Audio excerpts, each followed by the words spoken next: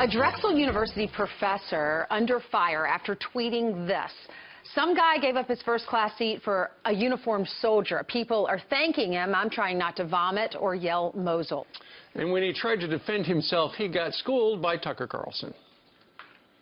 I think it's really irresponsible to blindly support, for example, wars that send off young people into combat, risk their lives, kill many others, as we've just seen in Mosul, 200 people incinerated by U.S. bombs, and to not do that in a way that expands anyone's freedom, that makes anyone less secure. You're not saying giving up a seat for the guy who made the war policy, but for the soldier, the guy who's risking his life. Why'd that make you feel like throwing up? They don't need to be deployed, have their lives risked, be taken away from their families for wars that do nothing and no good for anyone.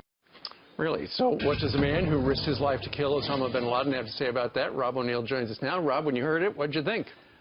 Well, my first thought, I was getting tweeted about it, and I went to see who this guy was, and he'd already blocked me from seeing it, so I wasn't sure what was happening.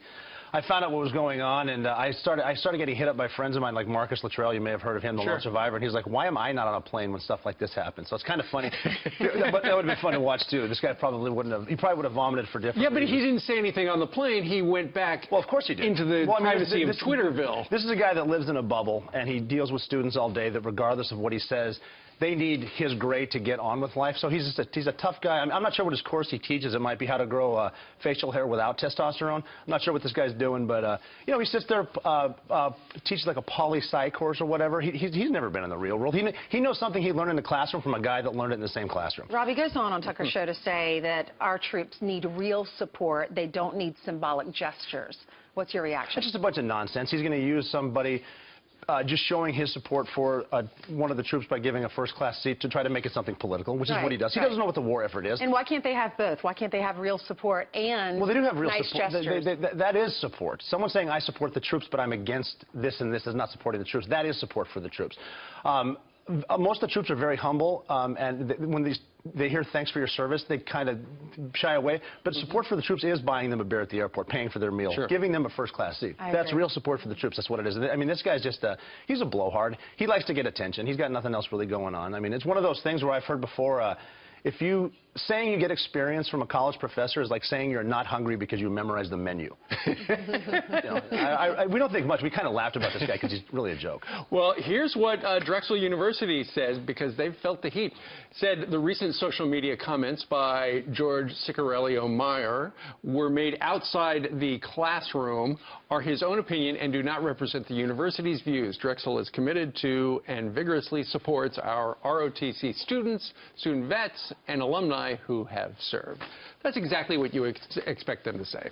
You would expect them to say that, and I would actually expect a lot of parents to see these universities where they're sending their kids, and they're cutting some pretty big checks to these universities along with a lot of funding from the taxpayer. I would hope the parents would see what they're doing, what kind of education or miseducation they're or the alumni that support them. Certainly. Yeah. How would you feel if one of your kids wanted to go to Drexel University? You know, I'm all about free speech, and this guy has the ability because of one of the soldiers that the seat was given to.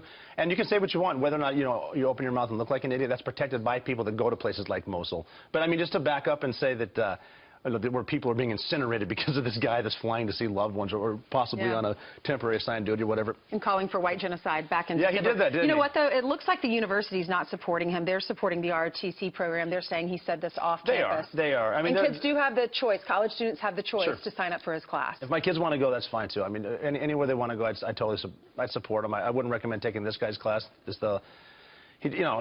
I feel like pretty much everyone in the country does it, and I'm sure a lot of the people at Drexel University they probably wanted to vomit after seeing what this guy's not going to stop. He's going to keep doing it. He loves the attention he's getting now. So, well, I got plenty of it today with Rob O'Neill talking about him.